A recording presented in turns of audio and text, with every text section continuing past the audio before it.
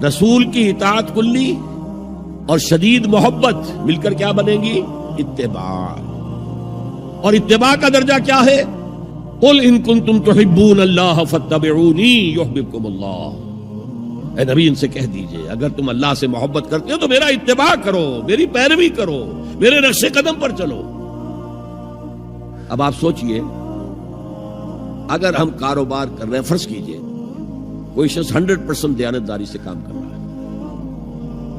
کوئی شخص سود کے اندر براہ راست ملوث نہیں ہے، نماز پڑھتا ہے، روزہ رکھتا ہے، لیکن یہ اتباع نہیں کر رہا جو حضور نے جو کام کیا تھا کہ غلط نظام، طاغوتی نظام کو جڑ سے اکھاڑ کر پھینکا جائے اور اللہ کا دیا ہوا دین حق قائم کیا جائے، تو اتباع میں کیا حصہ ہے اس کا؟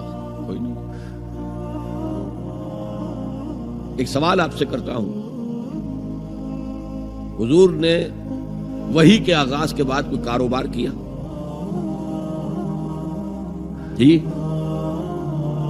آپ پہلے بہت اچھے تاجر تھے، بہت کامیاب تاجر تھے، اس وقت کا ایکسپورٹ امپورٹ، قافلہ لے کر جا رہے ہیں شام، قافلہ واپس لے کر آ رہے ہیں، لیکن جیسے ہی وحی آ گئی، یا ایھا المدثر قم فانذر وربک فکبر، اے لحاف میں لپٹ کر لیٹنے والے اب کھڑے ہو جاؤ، کمر کس لو، گارڈ اپ یور لائنز، اپنے مشن کا آغاز کرو. اس کا آغاز کیا ہے؟ انذار، خبردار کرو انہیں کہ زندگی یہی زندگی نہیں ہے، اصل زندگی آخرت کی زندگی ہے، اور قیامت کے دن تمہیں حساب جو ہے اپنا پیش کرنا ہوگا، جواب دہی کرنی ہوگی.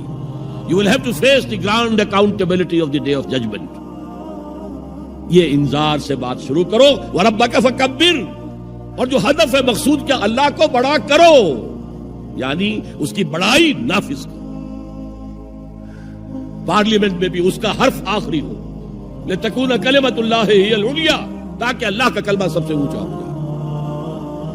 یہ نہیں کہ صاحب ہمارے تو 60% لوگوں نے یہ رائے دے دی، بس اب ہم نہیں جانتے کہ قرآن میں کیا ہے یا کسی اور آسمانی ہدایت میں کیا ہے، تورات میں کیا ہے، انجیل میں کیا، ہم نہیں جانتے.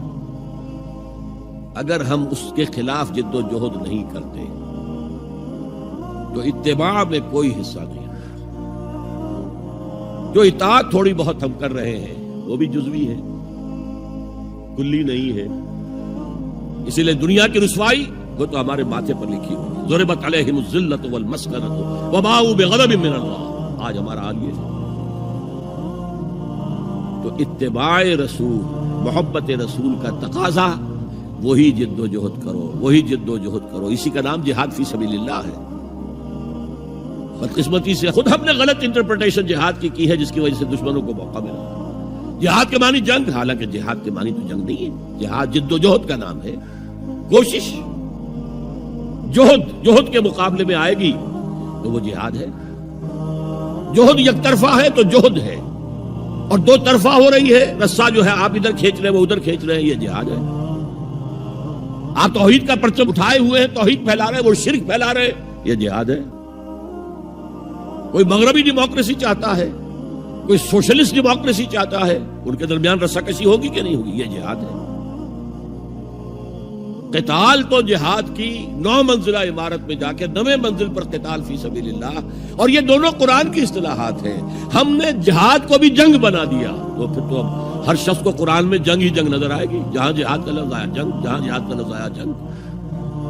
اسی سے تو ان کو موقع مل گیا. اے نبی آپ ان کافروں کی باتیں نہ سنیں، نہ ان کے باتوں میں آئیں، چاہے وہ صاف انکار کر رہے ہیں اور چاہے وہ کوئی مصالحت چاہتے ہیں کہ محمد کچھ نرمی دکھاؤ، کچھ ہماری مانو، کچھ اپنی منوا لو. یہ تم نے جو کل پیدا کر دی ہے، گھر گھر لڑائی ہو رہی ہے، اولاد ماں باپ سے جدا ہو گئی، بہن بھائی سے جدا ہو گیا، شوہر بیوی سے جدا، بیوی شوہر سے جدا. جو کہتے ہیں کہ a house divided amongst itself cannot stand. ہمارا تو تم نے قبائلی جو ہمارا روب تھا وہ ختم کر دیا دنیا میں. لہذا ایسا کرو، کچھ مصالحت کرو، کچھ اپنی منوا لو، کچھ ہماری مانو. قرآن نے کہا وَدُّوا لَوْ تُدْهِنُ فَيُدْهِنُونَ فَلَا تُطِعِ الْمُكَذِّبِينَ. ان کی بات نہ سنیے. تو جہاد تھا جو ہو رہا تھا، جس کے لیے میں نے رات تقریر کی ہے، جہاد بالقرآن. فَلَا تُطِعِ الْكَافِرِينَ وَجَاهِدْهُمْ بِهِ جِهَادًا كَبِيرًا. یہ سورہ الفرقان کی آیت ہے نمبر 52. اور شروع کیسے ہوتی ہے سورہ الفرقان؟ تبارکالذی نزل الفرقان علی عبدہ لیکون للعالمین نذیرا. بڑی بابرکت ہے وہ ذات جس نے اپنے بندے محمد پر صلی اللہ علیہ وسلم یہ الفرقان نازل کر دیا تاکہ تمام جہان والوں کو خبردار کر دے. انذار، اور وہ پوری نوع انسانی کے لیے انذار.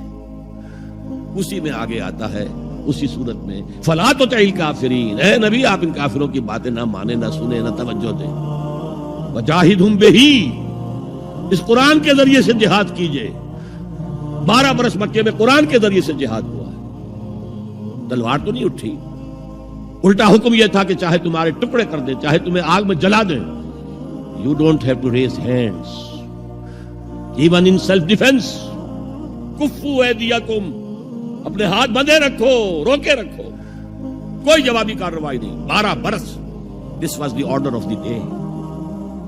یہ جہاد بالقرآن، اس جہاد بالقرآن کے ذریعے سے لوگوں کو کھینچا گیا، پھر بیعت لے کر ان سے ان کو منظم جماعت بنایا گیا، پھر ان کا تزکیہ کیا گیا. تزکیہ کس بات کا؟ دل میں کوئی ولولہ، کوئی امنگ، کوئی حوصلہ، کوئی طلب، کوئی مقصود نہ رہ جائے سوائے اللہ کی رضا کے حصول کے اور آخرت کی فلاح کے حصول. جب تک پاک نہیں ہو جائے گا دل، جب تک دل سے ساری امنگیں، ساری ایمبیشن نہیں نکل جائیں گی سوائے اللہ کو راضی کرنا اور آخرت کی فلاح طلب کرنا، یہ ہے تزکیہ. یتلو علیہم آیاتہ ویزکیہم ویعلمہم الکتاب والحکمہ. اگر اس نقش قدم پر آپ نہیں چل رہے تو حضور کے ساتھ محبت کا دعویٰ باطل ہے. آپ مسلمان ہیں، ٹھیک ہے، آپ مانتے ہیں انہیں اللہ کا رسول، اور آپ درود بھی بھیج دیتے ہیں، نماز میں بھی درود ابراہیمی ہے، سب کچھ ہے، لیکن یہ ہے کہ اتباع رسول، محبت رسول کے بغیر نہیں. رب رب کر دے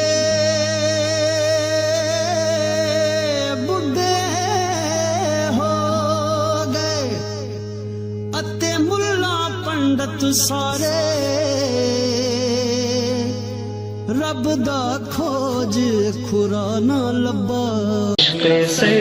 سرکار سے دل جسے نے سنوارا ہوگا، اس کی قسمت کا بلندی پہ ستارہ ہوگا، اس کی قسمت کا بلندی پہ ستارہ ہوگا.